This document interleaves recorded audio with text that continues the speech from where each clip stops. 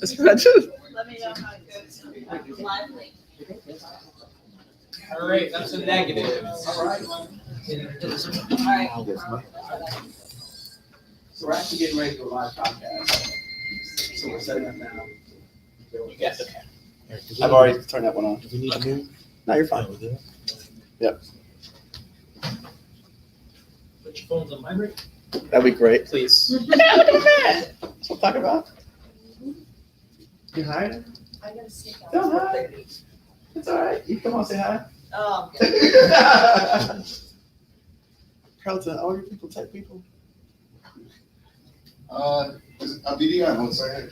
BD? Yeah. All right, Yeah, BD. Yeah. Nice, Yeah, nice. BD analyst and marketing.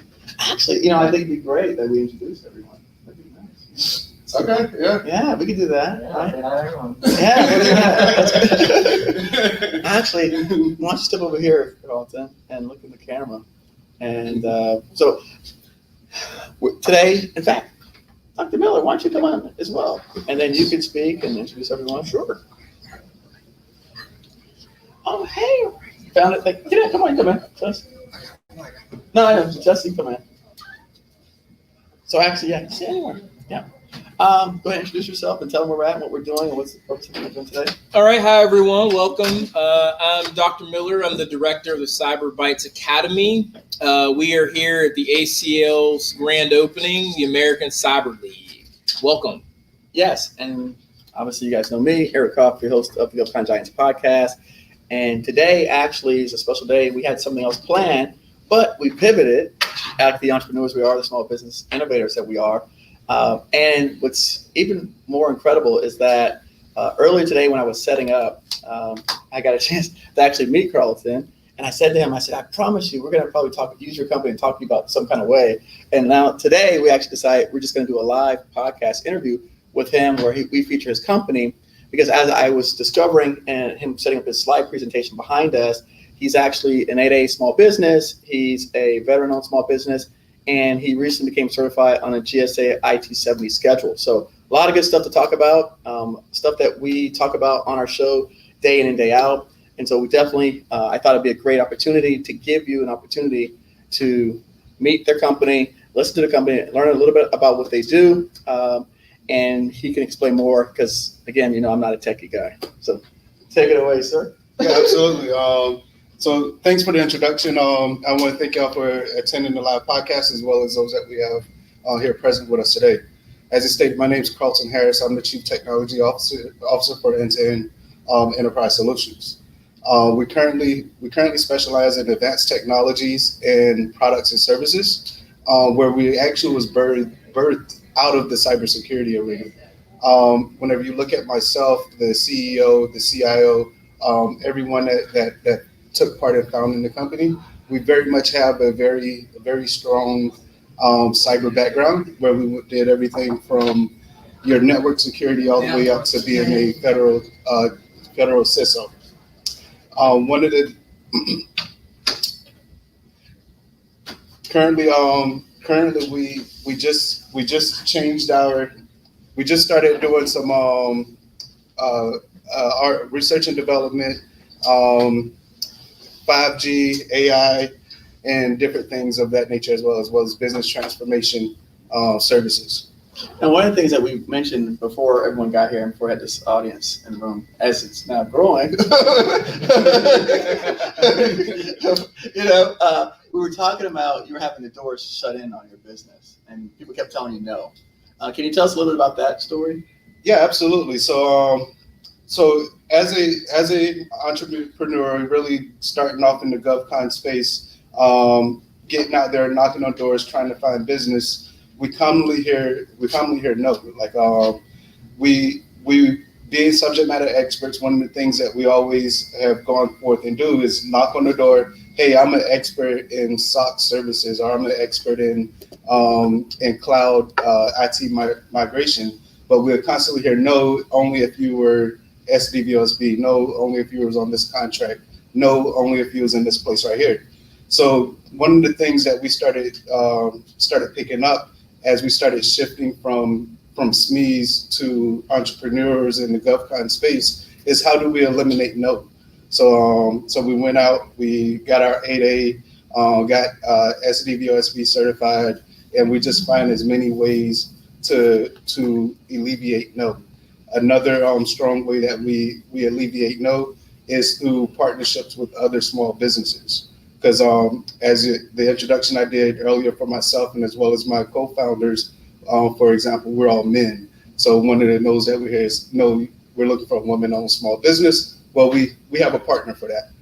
We have someone that we're able to team with. We're very strong with, hey, regardless if our services are alike or what it is that we're doing, how do we team together in order to knock on those doors and alleviate no and get some business towards the small business arena?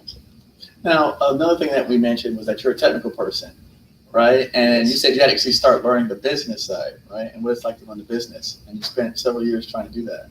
Yes.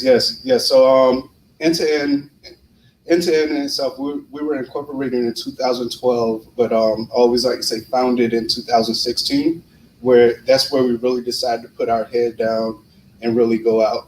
One of the hardest things that we had to get through is that it's not always the technical solution that a enterprise is looking for, or a technical solution that's going to get you in the door, because the people who's trying to solve the problems are not really technical people. They're usually not on the technical side. So you have to, hey, this is how it affects your mission. This is how it affects your business operations, and this is how we're going to support that. So it has been a struggle. The initial onset was a initial struggle on figuring that out.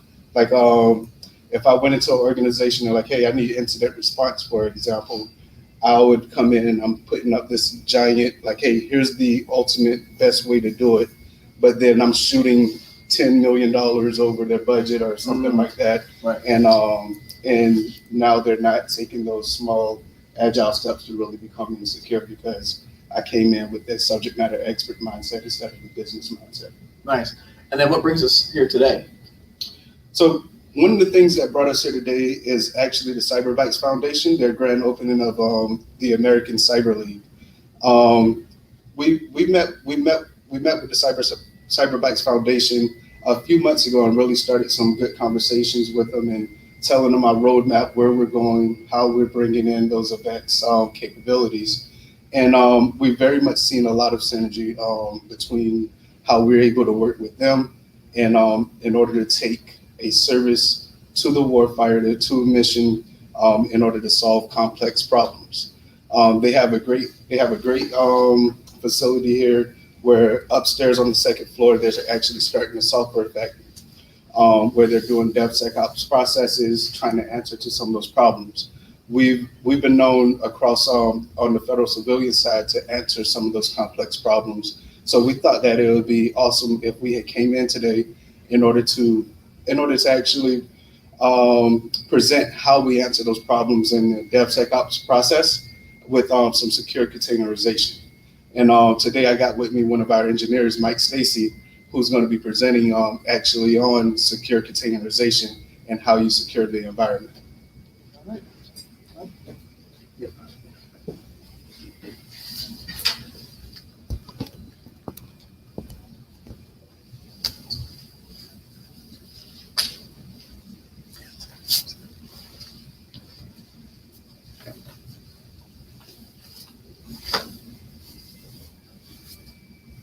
So as I turn it over to Mike, one of the things I'm just going to touch on real quick is one of the things that we try to do within our DevSecOps processes is shift more to the left with those processes, bringing security, operations, and your developers together, as you all heard, as you all know about the DevSecOps.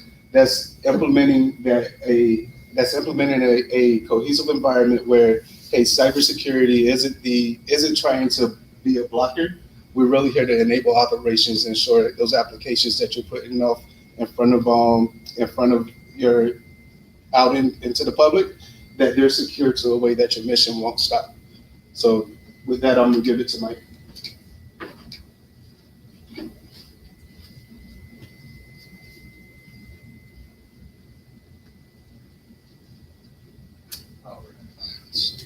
Perfect. All right.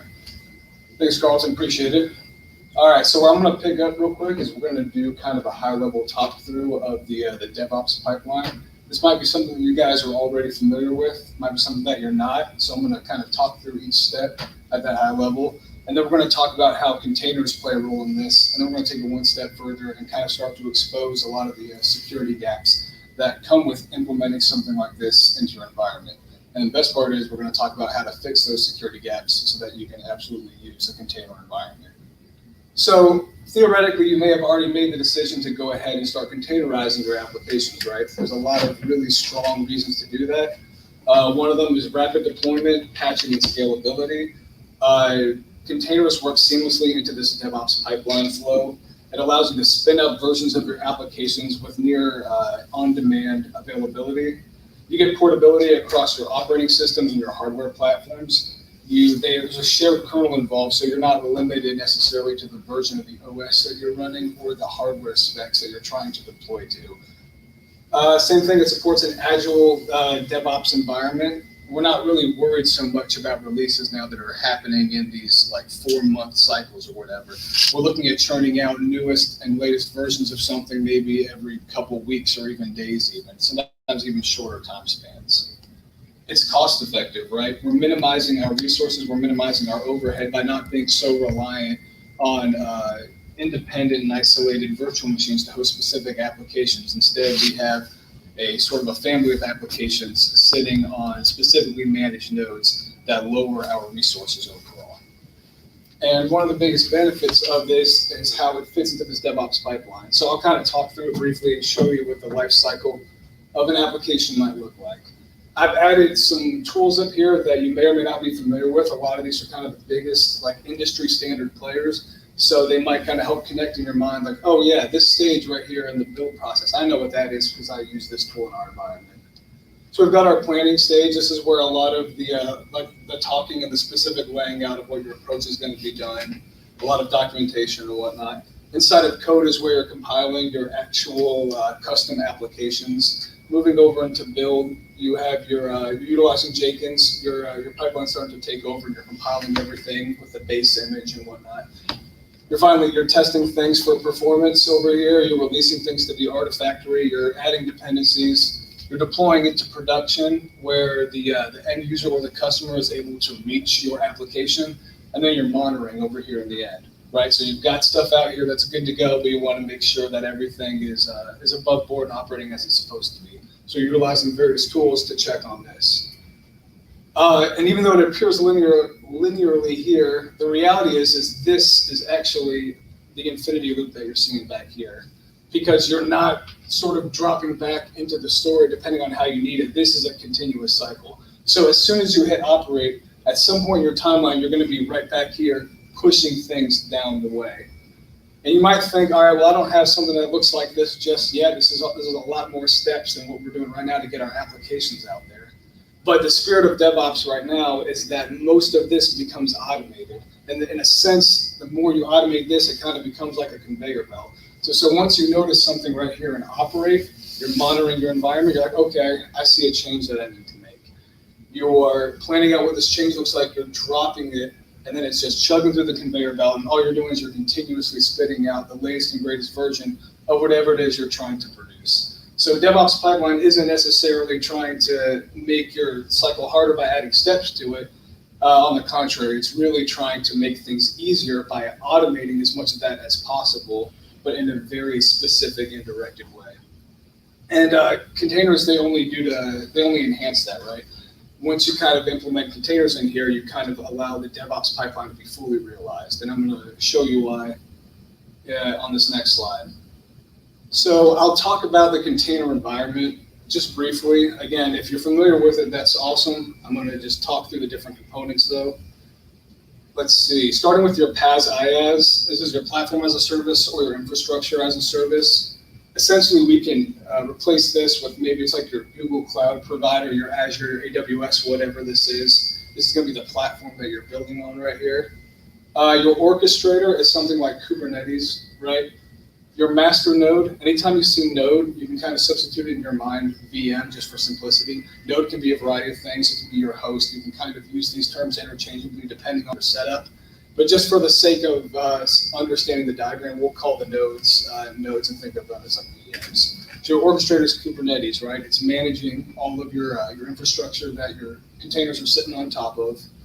And then on there, you have nodes that spin up accordingly. So, all right, let's think about this. We've got an application right here. Maybe it's a web app.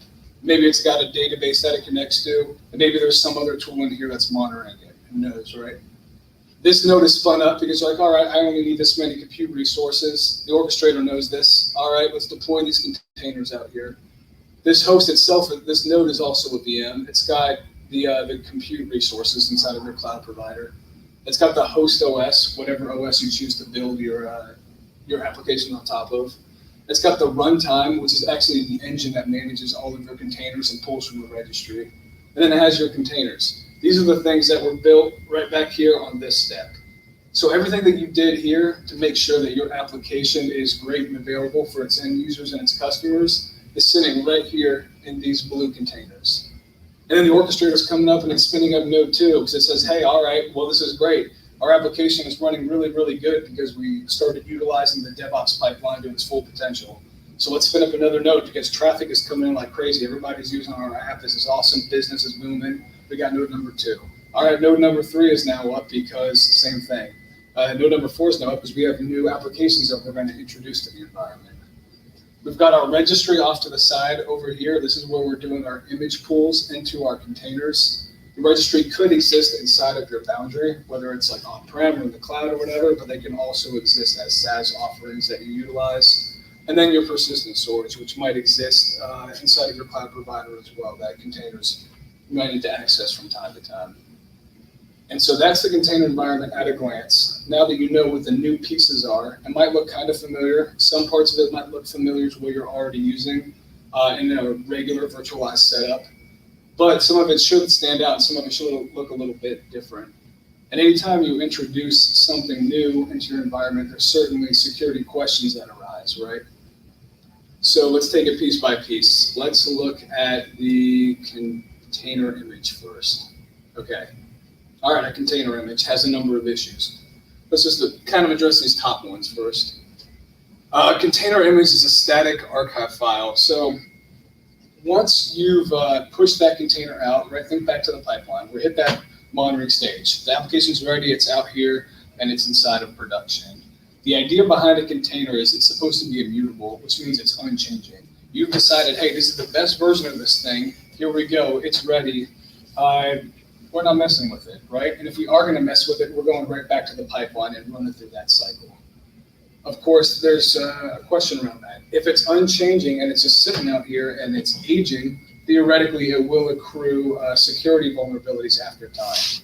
I mean, we're already doing vulnerability scanning in our environment right now, and you know how if resources age for a while, especially left unpatched, they're going to have critical security updates that are missing. So that's what happens, right? Your container, no matter how long the life cycle is, at some point it is prone to accruing some kind of vulnerability. And again, you're not, so here's a good one, right? So no in the field patching. So due to the immutable state, you're not secure shelling into your container. You're not making any changes like that. That's going to disrupt the idea behind having a container in that static frame. So potentially you could have like, all right, great, these applications run great, and we don't need to update the source code because there's no bugs. But your base OS is now accruing all kinds of potential issues. So the vulnerabilities are still happening, right? Embedded secrets. You might do something, you might be developing your container just out of ease and put like, all right, we'll put the username and the password in there, no big deal. We'll put like a key in there just because it's easy and stuff, but your images are going to be one of like your most sought after resources in your environment, especially when someone's working to do something malicious inside of this environment. So embedded secrets are unfortunately more common than you'd like to think, and it's kind of an often overlooked piece because anyone who's actually able to obtain your container image really can probably parse through the framework there and grab the secrets. If they're willing to get to this level, that shouldn't be any issue for them. Hidden malware is also like actually a pretty tangible concern. You're pulling your base image from your container from who knows where. Hopefully trusted repositories, hopefully trusted sources, but that's not always the case, right? Maybe there's somebody out there on GitHub who's coding like the best version of the specific OS, and you grab it because it fits a specific need. But you don't necessarily know what's in there, and it could be preloaded with all kinds of hidden malware. Especially if, in regards to like a targeted attack, consider somebody who's actually like maybe got a decent high-profile mission objective, and they actually have adversaries who are really willing to invest the time and the resources to say, hey, I know kind of what their goals are, and I know like how they're utilizing some of their resources, so I can actually craft an image based on something they need and almost socially engineer them to get them to deploy this thing. That kind of stuff is definitely not out of the scope of possibility. Non-essential software, that's another one. You have your custom application, but it's built on something that already exists, maybe some type of a Linux image. And so non-essential software, of course, is already contained in that because your application probably isn't going to be dependent on every single piece of a component of the actual image itself. Now, these leftover components are just another potential attack avenue for somebody who's actually able to infiltrate your container. And then, let's see. So let's start talking about some of the solutions here. I realize I'm not going to be able to get to every single one, but let's start talking about how you can avoid these issues. Integrate security early. So this is probably like one of the biggest ones. This points right back to our DevOps pipeline. Integrating security as early in this pipeline as possible is definitely going to be your best move, right? We're talking about saying, hey, all right, I'm seeing critical vulnerabilities inside of my production-ready apps. Well, shifting this left all the way down here as early as possible helps you identify these things long before they ever actually want to hit in production. You don't really want to be focusing all of your scanning and remediation tactics out here. That's just going to slow down your availability.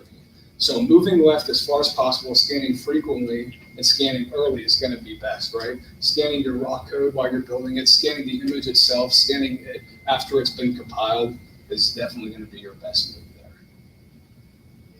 there. Establishing quality checks inside of the DevOps pipeline, right? So this is just talking about automating that process. As much as you want to automate that DevOps pipeline and really make it that conveyor belt of churning out great application containers, you can establish thresholds along the way that says, hey, all right, we're dropping this image, it's ready to go, it's moving down the pipeline, ready to go.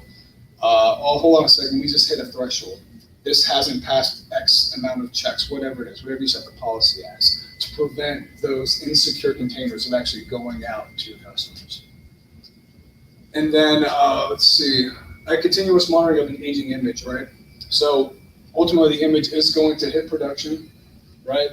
But you're not necessarily maybe using that same version of the OS anymore. You still want to securely monitor that one with constant scanning, because even though you can't catch everything, you'll catch everything as you're building it out, but it will still age when it's in production. So making sure that even though you're starting it early, making sure you're still maintaining it as you reach the actual deployment phase.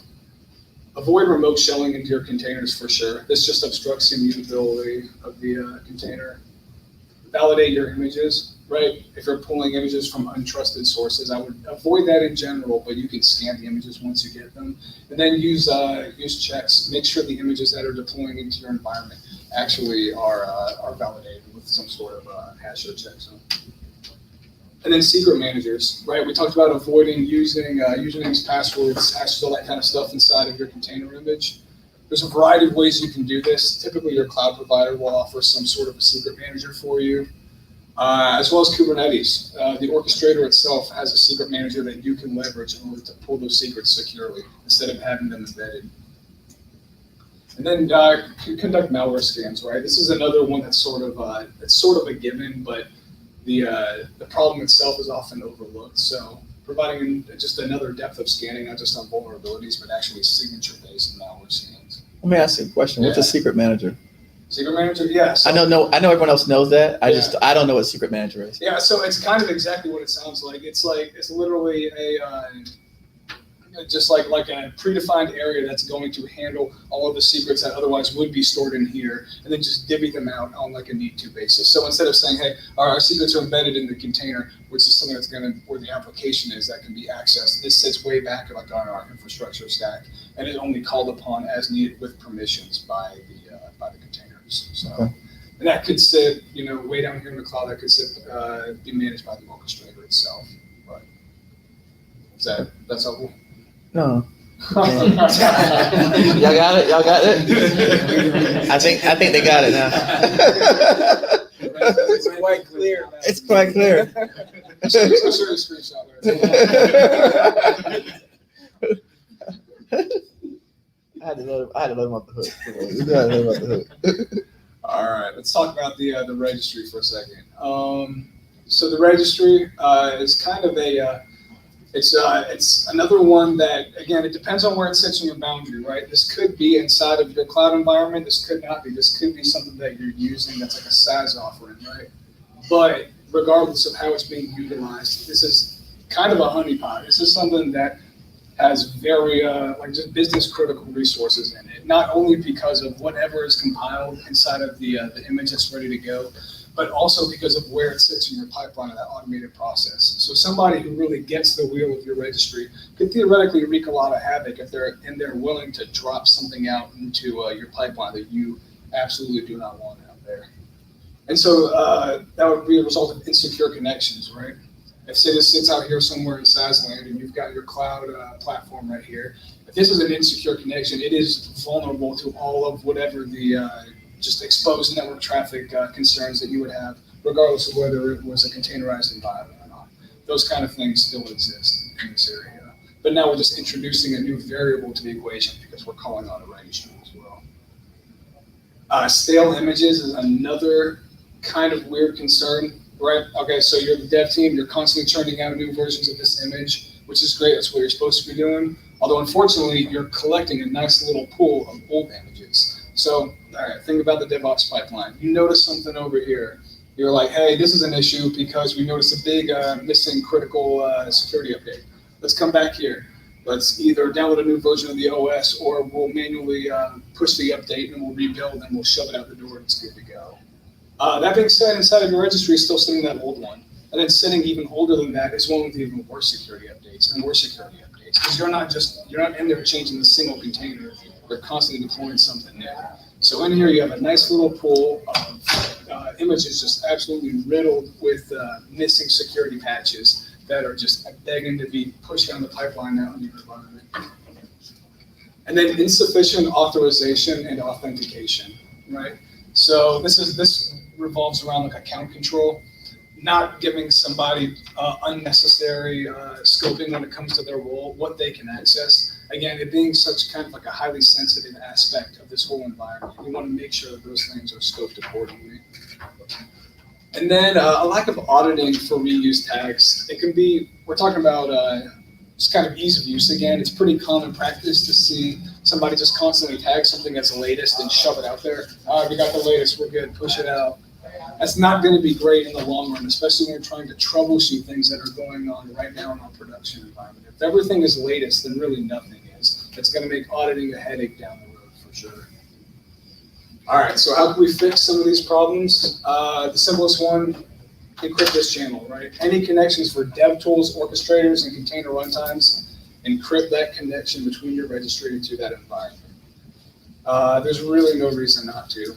Automate the disposal of stale images. We said we have this little pool, this collection of bad images out of here. These are toxic, we don't want them. You can add a time trigger to them. Say, all right, these have been sitting in our environment for 2 months. There's no way we keep a container alive in that version for 2 months. Just get rid of it, just start dumping it. You can apply policies that enforce unique version pools. So, all right, we're only pulling stuff into this environment based on a policy that defines that it has to look this way. It has to have this kind of a tag. It has to have this kind of unique, discrete identifier for it to come into the environment. Otherwise, it's not getting play in the deployment field. You can federate your IDP to utilize robust security controls. Think about the identity provider you're using right now. Maybe it's the one hosted by your cloud service provider. Maybe it's like a third-party one. Maybe it's your on-prem AD. Whatever it is, you're probably treating it with quite a deal of granular security, right? You're implementing all kinds of stuff. Maybe it's like MFA, SSO, password, strong password enforcement, all that stuff. Well, federate your IDP to your registry, right? Just carry those controls through, use those same accounts. That way you can still scope the access and have the strong control around it.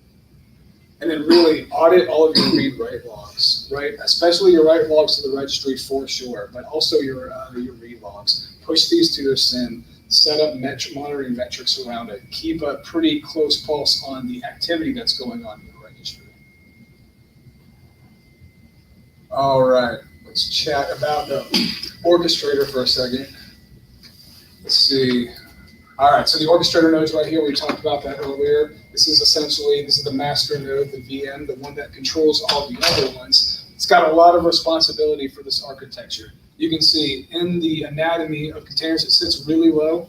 And so exposing this or letting this get exploited really does kind of give you a lot of availability to go upward and take control of those resources. So unbound admin access, right? This just goes right back into separation of duties and scoping appropriately. You definitely don't want to give people unnecessary access. Unnecessary access for a user is just kind of like bait for somebody to come in and say, okay, great. Now that I have this, let me see how far I can go with this role. Oh, I can go everywhere. Okay, great. I'm messing with every single node now. You want to avoid mixed sensitivity workloads, right? You might just be deploying stuff out there because this is great, this is simple and convenient, but let's go back to the first example, actually.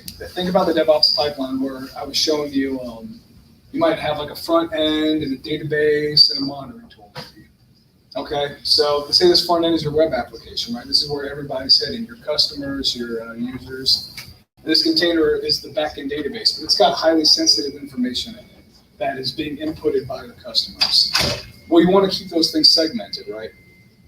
Like theoretically, this orchestrator and the runtime itself is doing a pretty good job of allowing these containers to operate independently and to just be naturally segmented.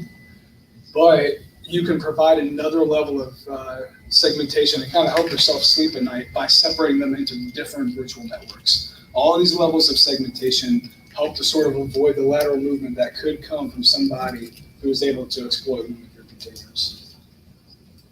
The node itself, right? This orchestrator node, again, we talked about just how sensitive it was and what kind of power you can wield if you take this thing over. So hardening this master node is a really kind of a crucial way of making sure that everything above it does not become overexposed. And then making sure that exceptional access control is applied to the cluster admins. This goes hand in hand with your unbound admin access. But let's talk about a few ways real quick briefly to kind of address these security issues. Having a strong access model, least privilege and separated duties, we already talked about that for all of your users who are admins who are accessing this orchestrator. Have that layered authentication, MFA and SSL, kind of like we were talking about with the registry, right? Implement these layered identity controls in order to prevent just like leak credentials from being able to expose something so sensitive. We talked about it, right? Separate your applications into their respective VNets by sensitivity. A little bit, this will come into planning. All right, what I like to do, I appreciate that. I really want to talk about the customers and the kind of people that are going to be using this and why they would need it. And I think that would be very helpful for the audience here is to understand actually, okay, like what kind of companies need this service and why do they need it as a vote? Because, that's kind of what we'd like to talk about. That's for everybody. All right, that makes sense? Is everybody doing it? Yes. All right. So basically our organization I'm sorry. Yeah. Come to the picture. Oh. Yeah. It's being recorded. No pressure. So the type of company that would want to implement this would be organizations that want to modernize their on-prem to the cloud, or let's say you were on the cloud, you're running VMs, for example, and you want to move to a more an orchestrated type of environment using container-based, such as Kubernetes, such as OpenShift. These are the type of customers that would want to be able to use this type of technology, right? Or this type of controls to protect your environment. So right now, one of the our clients is FEMA. So FEMA is basically the National Flood Insurance Program, is currently using technology like these to be able to, so for one, let me back up a little bit. So we were able to help them move from 25-year-old mainframe where flood insurance were being issued in a 45 to 60 days to now flood insurance is being issued in real time. So if you live in a flood zone, you don't actually get flood insurance from State Farm, USAA, or any other these other organizations. You get your flood insurance direct actually come from FEMA. FEMA is the one that provides the flood insurance, and if you live by a lake or flood zones, right? So these guys, we were able to help them implement OpenShift 3. We're about to move to OpenShift 4, where we are using the containers that's embedded within OpenShift. It's a immutable sys-OS, core OS. It's an immutable OS that engineers are gearing up to move to as we speak. So part of that is basically having, for it to be immutable, there's certain configuration, as Mike was talking about, that must be implemented. As you cannot have agents installed into the image, so you have to have technology that can work agentless into the image so that you can get the necessary controls implemented, as well as get the telemetry that you're looking for as a SOC analyst to be able to see what's going on within the environment, who's attacking you, who's abusing their power as far as access control, where traffic is coming from, and so on and so forth. So the technology, basically, the controls that need to be implemented, it can be need to be implemented by anybody that's using container-based, OpenShift, Kubernetes. Should definitely take a look. Whenever you go to Amazon, for example, you can build VPCs. You definitely should look into these controls and make sure that these controls that you are implementing them and you are protecting your containers. So, for example, your containers have certain security features from the get-go. And using OpenShift or Kubernetes, for example, you can create configurations where you can work in an environment where you can spin up your entire environment within a week. So if you were to get a virus, your virus is basically stayed there for a week instead of 60 days or six months before a malware is detected or somebody who attacks you is detected. So some of the configuration that he's talking about is basically setting up your environment to be able to withstand the type of attack that will come from it on a container base, because these systems also have their own risk that comes with it, right? So you also have to understand the container platform and the type of controls that you need to put in it, and what you need to remove. That would not, once you stand it up, that everybody won't have access to it. So you have to restrict this access from the get-go, and you have to implement the controls to make sure that it's immutable. Can I ask you a question? Does the government actually know they need this? So our government folks do know that they need this. Okay. So because it sounds like to me, you say it does have some controls already, but then you got to restrict access, some other things. Yes. So when they're writing this stuff up, do they, you said they know they need this. Do they know how to go about achieving it? And that's where it comes in, right? That's what I figured. That's where it comes in, right? So within the group that we work, the National Flood Insurance Program that we work in at FEMA, for example, I have to say that I have not worked I have been in the federal government, and I have been in the military. I have never worked with a group of people that actually want to get things done like they are. Right. Wow. All of this is not possible without the client pushing this. Okay. They have to be that governance there. This is the first time that I work with a group in the government, to include self-included, who was a prior Govy, that has that mentality, hey, let's do the right thing for the environment. They do have a budget as well, so that helps. So make sure you guys have a budget. It's one of this is the first time I see a government agency or government program dedicated to the security of the platform, and as well as operating, not in the bleeding edge, but operating close to the bleeding edge as possible. They're not waiting for things to 10 years later to implement it. If it's available, it will help them to move to it, and they go and apply it. So, okay, you mentioned FEMA. What other types of agencies need these services? Any agencies. All of them. All of the agencies need this. Okay. This is not just a single agency. This is all agency. If you go on the cloud, or if you have your own private cloud on site, all agencies need to be able to implement these controls on their OpenShift, on their VMs, on their Kubernetes, or cloud environment. Regardless if it's on cloud on-prem, they need to implement this type of Now, I see you said AWS is on there. On the screen, you had AWS. Okay. I think I talked about it as an example. Okay, Yeah. gotcha. So it doesn't have. We're not AWS partner, so it's not just a caveat. So it could be Azure, it could be GCP, or it could be SoftLayer. Regardless of what the cloud provider is, the technology set is similar. How you do networking may be a little bit different, but the technology set is similar. If your engineers are good at it, then you should be able to implement these controls. Okay.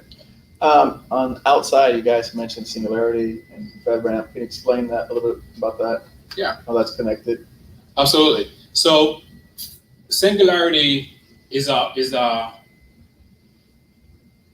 SaaS platform that allow us to provide a single pane of glass view to our clients. So it is our 24/7 security operations center capability that we have built to be able to support our clients. That's Singularity. So we have within Singularity, we have SAM, we have log analytics, we have machine learning, we have traffic analyzers, we have all type of endpoint protection, EDR within that platform to be able to support our clients regardless of where they are. We protect them online and offline. So regardless of where you are with your capabilities or with your environment, we can protect that. So within Singularity as well, we have the DevSecOps. That's also going through the FedRAMP process. So we've been going through the FedRAMP process for the last 4 months. We should be fully FedRAMP validated within the next 30 days, hopefully. So the FedRAMP process is basically, it's a security process that you go through to show the government that you are implementing all the necessary controls according to GSA and FedRAMP that will help you protect government data. So that's what the FedRAMP process is. And we've taken our Singularity platform, which is 24/7 SOC analysis type of platform, as well as the DevSecOps. We're probably the only one with all 4 capabilities in the DevSecOps for security. We have the IaaS, interactive security tests. We have the DAS, the dynamic security tests, such as Web Inspect. We have the RASP, real-time security capability to protect your applications. And we have SAS, which is a source code analysis. We are the only one who has that, and the only one going to be FedRAMP in the next 30 days within our pipeline. So if you are going to do DevOps, we have the full platform readily available. We use infrastructure as code. We can deploy it to any organization, regardless of your code base. If it's Java, if it's Python, if it's C++, we can deploy within that environment, and helps you have full visibility from this first time the engineer type the first line of code all the way to production. We can provide you the full visibility as to what your security posture is look like.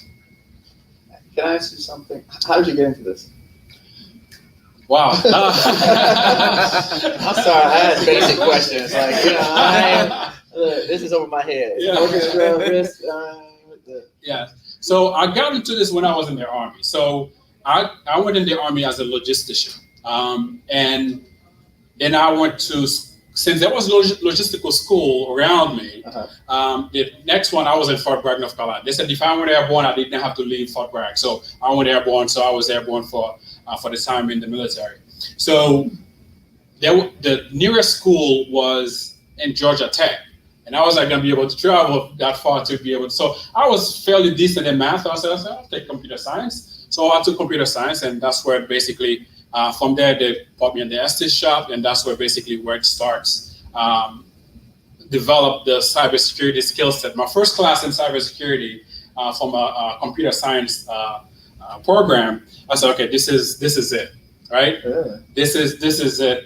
I did not want to be a developer any longer. I definitely want to play on the cybersecurity side. And from there, I was able to basically go through all those security categories there is, from a firewall engineer, endpoint engineer, network security engineer, to chief information security officer, which is my last work in the federal government for the Federal Election Commission. Yeah, I was a CISO there for 4 years. Nice. Anybody have questions? If an agency is already hacked, how long does it take for you to? If an agency is already hacked and they come to you, how long would it take you to start and finish and get them back to where they were? So his question is, if an agency is already hacked, how long will it take to go from start to finish and get them back to where they were? Okay. Correct. Yeah, it's kind of a loaded question because it depends on a whole lot of things, right? It totally depends on the right. It's definitely a valid question, but it depends on it's sort of like the type of attack that it was, the scope of it, like what were the affected resources, right, and all those kinds of things. So far as the timeline goes, there'd definitely be quite a bit of discovery that would have to go on initially in order to determine all the variables that are at play for the kinds of attack, as well as that's including the remediation process as well, right? Because one thing to identify the attack, say, all right, here's the vector, here's how they got in, here's the resources they hit. But then if you want to talk about like getting right back up to where they were, then there's a remediation plan involved, next to say, all right, here's your state now, how you've been cleansed of this issue, essentially. Yeah, so to add a little bit to what Mike said, it's like you said, it's all depend on the type of incident, right? So for us, we have all the sensors and we have all the analysts as a 24/7 security operations center to be able to respond to it very quickly once it is detected. So we have network sensors, we have endpoint sensors, we have server sensors, we have all type of sensors as a SASE type of capability. So for us to come in, if they did not know that they had it, it is likely we probably will be able to detect it within maybe an hour or two after installation, after we bring them online to our platform.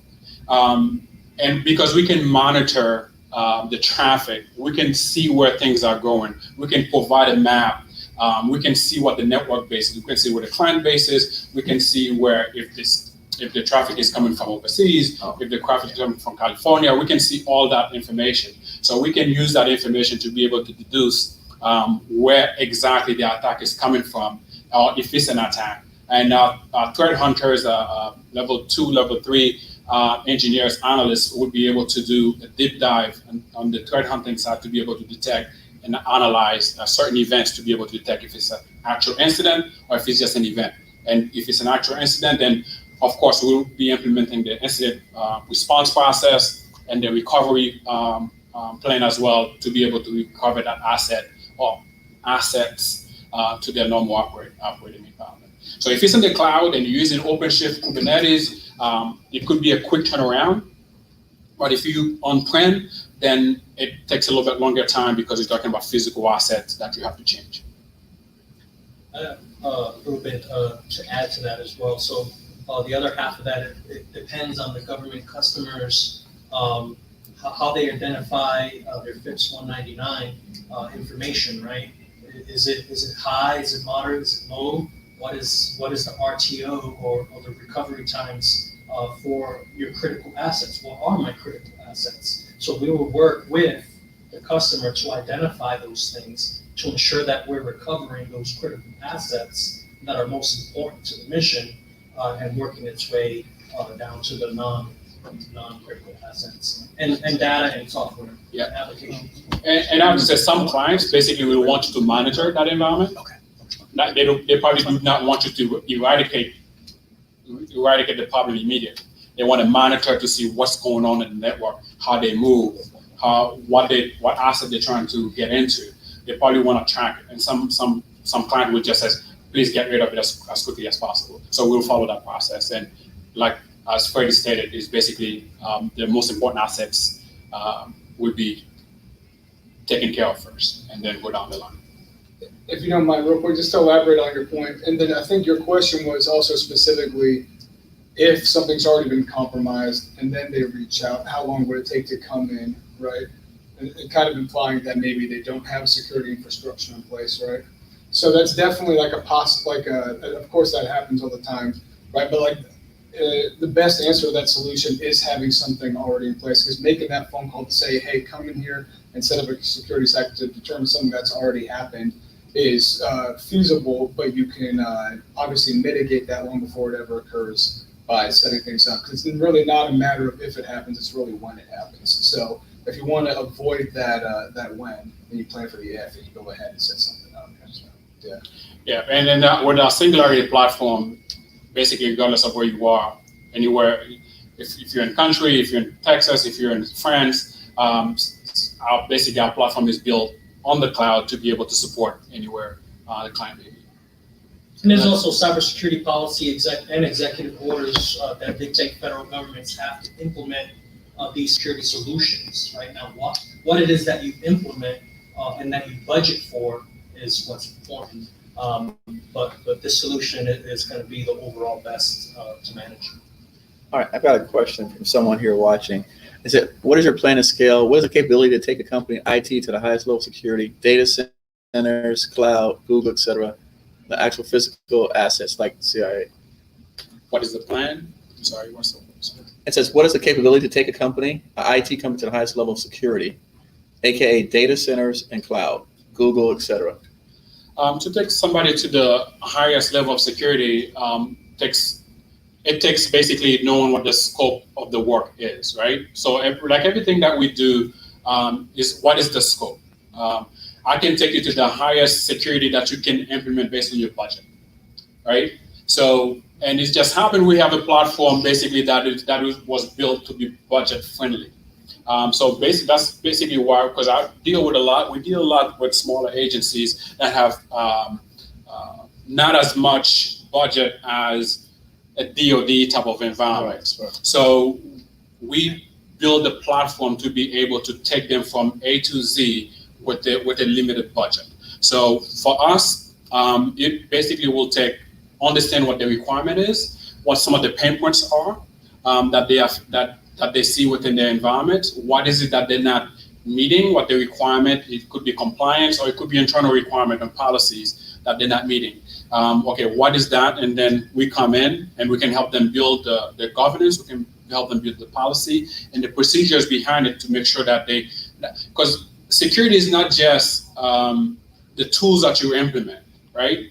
It's the training of the people, and as well the configuration of your devices, of your assets, and as well as the policies that you implement and the procedures that you implement for your people to follow. So security is not just the tool sets. And basically, we have the people on the back end, the tier 1, tier 2, tier 3 personnel to be able to provide from the first level of triage to the forensic analysis, readily available to support. But it's everybody comes together, but the policies have to be in place so that everybody know what the policies are. Our teams know what the policies are.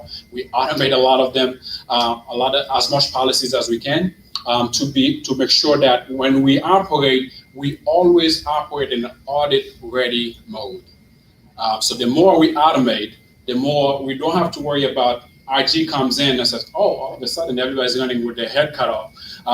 IG is here, IG is here, IG is here, right? Yeah. So we operate with that frame of mind, basically to always be audit ready. So whenever somebody comes to audit, we always have the reports, the dashboards, and so on and so forth are created for management as well as for the auditors. We can just say, okay, here's the access, auditor access. Go look at what you need to look at.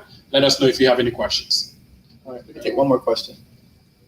I think that young lady. I do have a question, but you answered a lot of that. I was looking towards the monitoring and the training aspect, which kind of spoke about that you would have a cognitive that that will help out the business with that. But since you're talking on another level, this is a lot about government. And you made a comment about FEMA being one of the few, right, who was easier to work with, where others do have a big constraint, although they also have a big need at the same time. Are we doing anything to, one, maybe get some awareness down to those who don't have the same budget approved? Not so much that they won't have the budget, but you know how sometimes it just don't happen in that time frame. And how are you doing across the different services as far as DoD-wide, when we have systems that need to talk to each other? So- Someone voted, but. Yeah, thank you for that. So we work with any organization. So our goal is basically to help organizations implement their appropriate security capabilities along with the personnel to be able to protect their assets. So regardless of what the budget is, we work with them.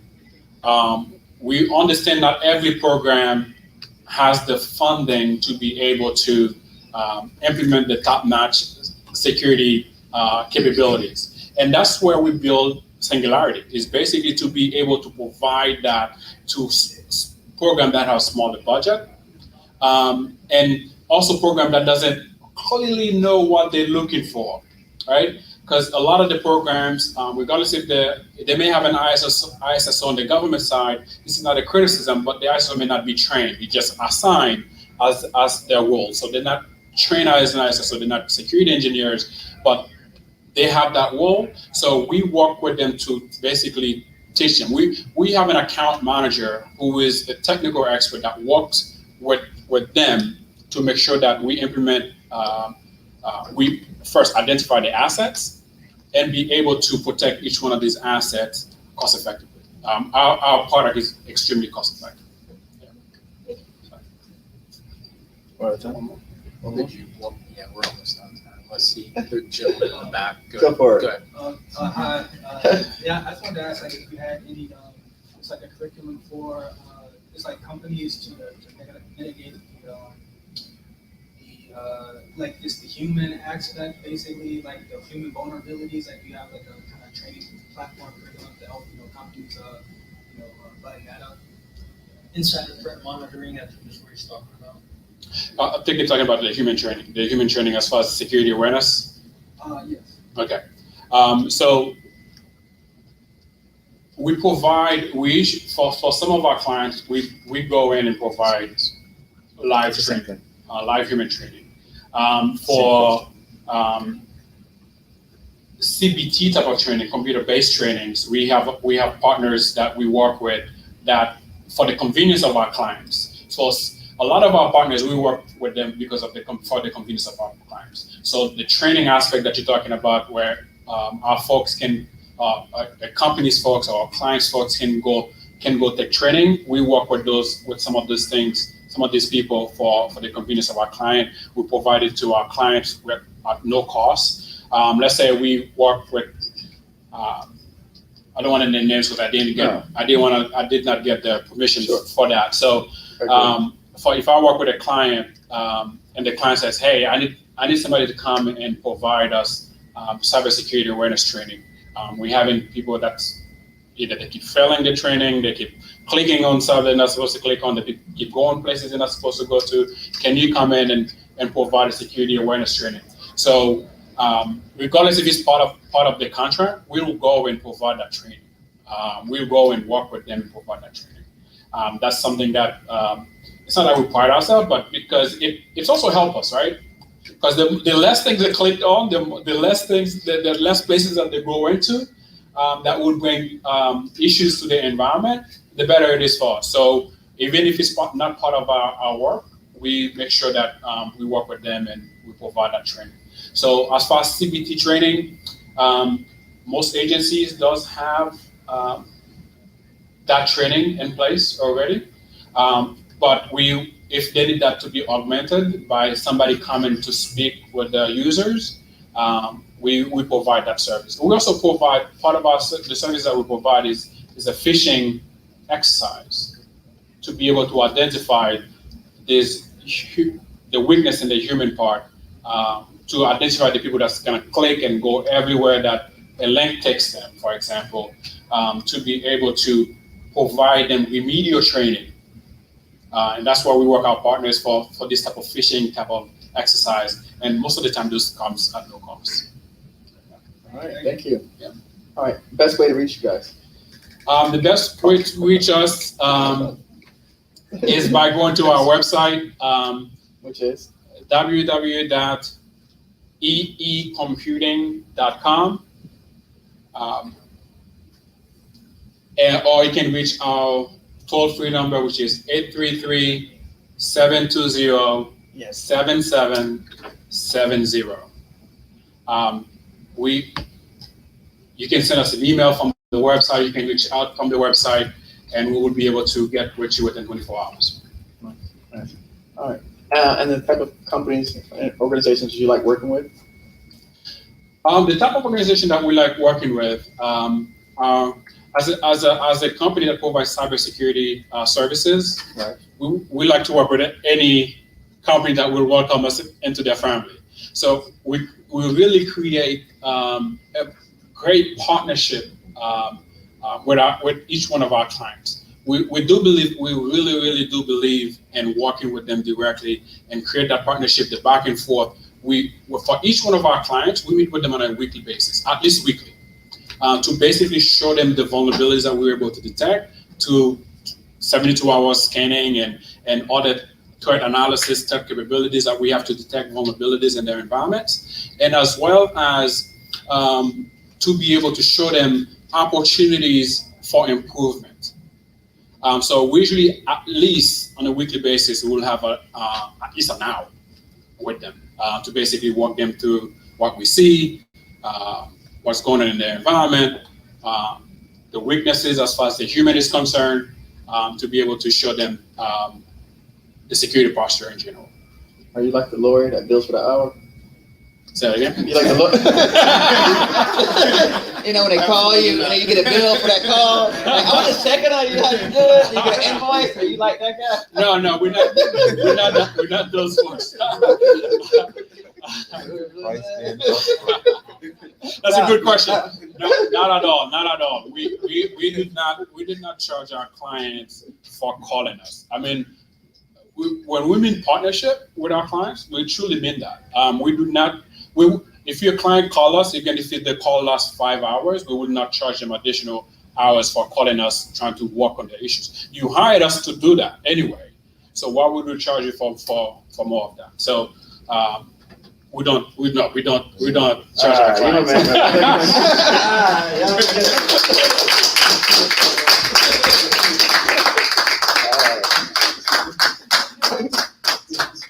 For everyone that just came in, why don't you introduce yourself, Dr. Miller? Man, that's the man. Tell these wonderful people Hi, that came everyone. in. Welcome. Let me look in the camera. I'm Dr. Miller. Again, I'm the director of the CyberBytes Academy. So we do training here with A+, helping people get certifications with A+, Net+, Security+. Also working on SAT as well, so we want to also get the youth in here as well. I'm just delighted that we're able to host an event like this and bring people in. So give everybody a hand again, Carlton. Coffee. So we thank all of you for the event and coming for the event, and pleasure meeting all of you. All right, thank you. So what's the next step? So, I mean, not this, in terms of what we're doing, so I know my people. Do I think the next one over there? Yeah, we can. How long? What time? I mean, I didn't tell you. So, I could do 15. My question for you is, how do I get it? When I end it, I can send it for you. We're working out the logistics. Yeah. You're gonna still keep it recorded? Yeah, because otherwise, then I'd have to consider it. I would say just leave it here and do it in here, because the problem with these computers, when I disconnect them, whenever you got it up. So it's not keep it set up. Yeah. All right, Give an intermission. All right. It's Steph Midday. Nice to meet you. So the first class, you That's was a like 5 on minute. E. Yeah. All right. That'd 5 be a minutes. hell of a class. 5 minute intermission. We'll be back, and I'll talk.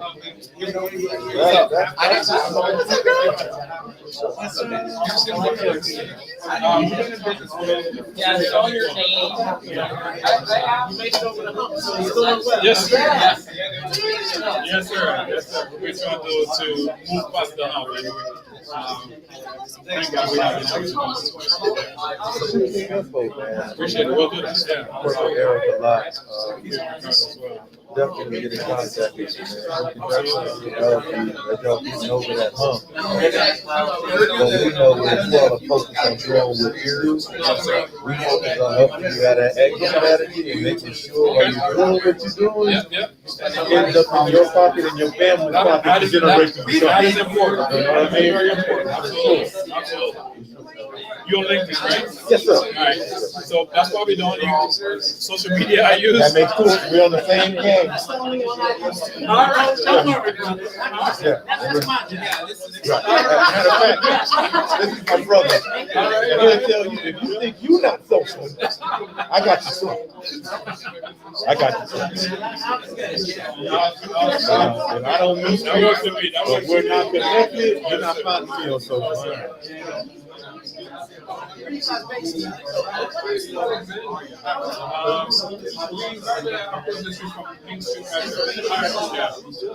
know what you're talking about?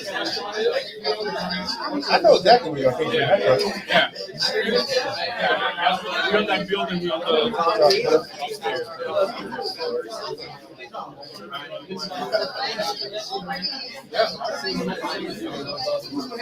Oh, thanks.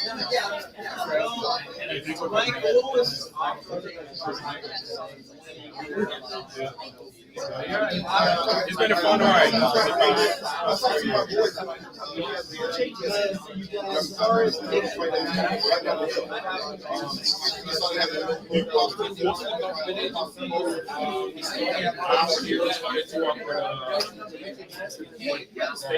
I'm right there.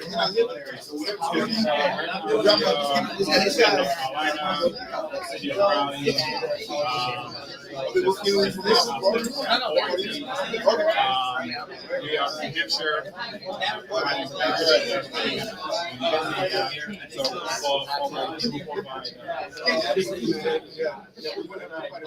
Security operations for the 911. Just finished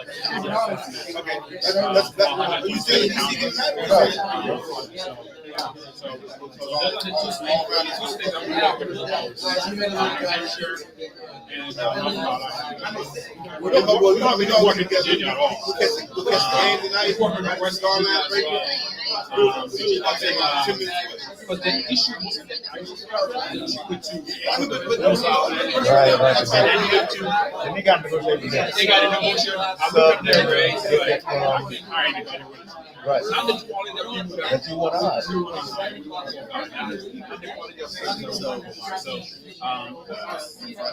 It has been so beneficial to work with this.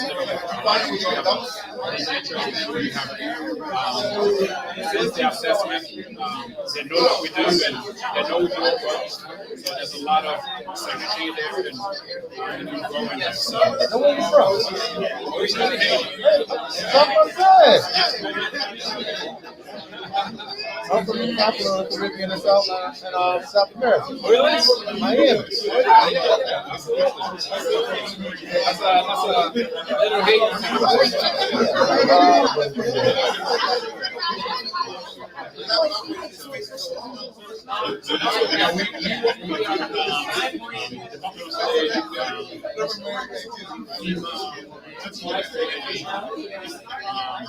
a few small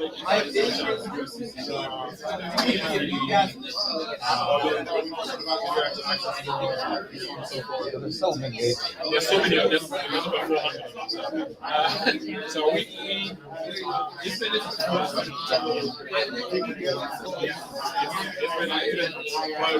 especially the last 3 years. Right now, especially the last 3 years. And our goal is just to get people to the in the next 3 years. How long have you been in it? We've been in it for 2 years. Okay, got it. So our core strategy is everything that's not next. That's good. You want them to kick you out, they're already fired. Exactly. I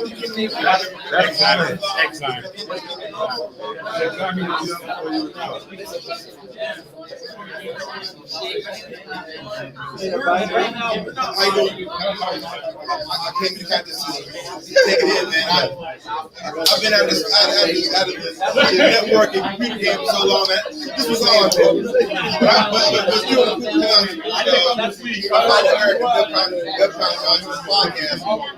And last time I was in DC, I came to he's right my backyard. I'm dabbling, so I'm helping. See what's going on, man. After you done, maybe grab a bite to eat. Have cigars, and burgers, or something. Y'all on there? Yeah, we're in Maryland area, but it's, Okay. driving. Yeah, I was right outside my fraternity because he has a class right down the hill. But I saw they had a little chill out there, so they probably had a little chill out there. Right there. I'm like, yo, Eric, I know you wrap up here, man, but it might be right down the hill. We got the truck on the left hand side. Yeah, so when y'all came down from Maryland, oh, y'all were way up there.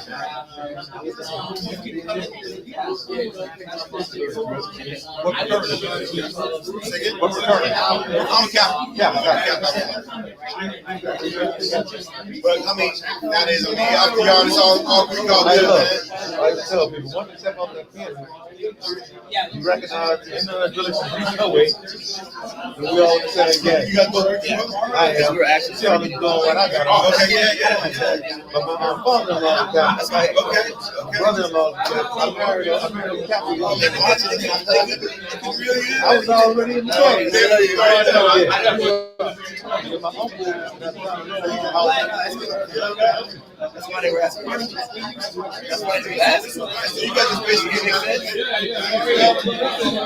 Eric called me and said, "Pop, I'm going to come in. I'm not going to do something." Okay. So you kind of know. Came in, didn't know what to expect. See y'all here. Y'all gonna hang out there a little bit down here? Okay. You coming up? I'm moving around a little bit. We'll see y'all in a bit. We'll see you there.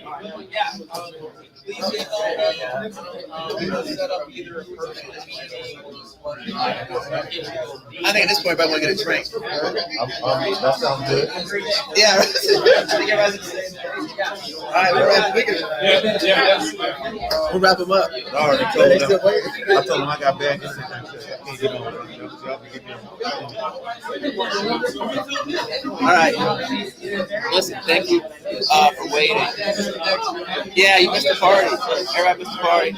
We're actually like here. Everybody's in a room, like in England at this point. But listen, now they got. Everybody's like, it's ready to go. So, yeah, you missed the party, man. And my man Robert, I know you're coming. I'll see you in a little bit. Yeah, everybody's like ready to take off, do some meet and greet stuff, and then I'll catch you guys next time. Be good, be safe.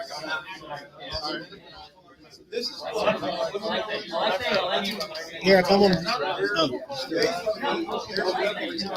think that's you. I drank